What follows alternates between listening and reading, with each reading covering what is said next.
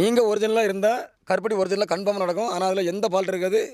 வெளிநாட்டுக்காரன் வாங்கி அவ்வளோ கருப்பட்டி நம்ம கருப்பட்டி வெளிநாட்டுக்காரன் 2000 1000 வாங்கி எக்ஸ்போர்ட் போட்டு 1000 1500 2000 கொடுத்து வாங்கிதுங்க. காரணம் என்ன, அவன் என்ன அப்படியே தான் இருப்பான்.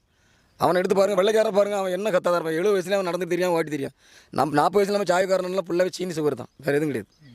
சீனி சுகர் நீங்கள் அதிகமாக ஆக உங்களை வந்து இறக்க தான், சக்கரை நோய் அதுன்னு ஆளை இறக்க தான் செய்யும். இது வந்து நீங்கள் எவ்வளோ சாப்பிட்டாலும் உங்களுக்கு வந்து நோயே கிடையாது.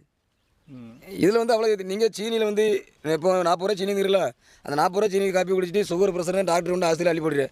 அதே 1 கிலோ கருப்பட்டி வாங்கி நீ தின்னல 1 மாதம் காப்பி குடிக்கலாம். நம்ம சாப்பிட்டுட்டு ஒரு துண்டு கருப்பட்டி வாக்கில் போட்டால் கூட நம்மளுக்கு காலுக்கு உளைச்சல் முட்டு உளைச்சல் எதுவுமே இருக்காது.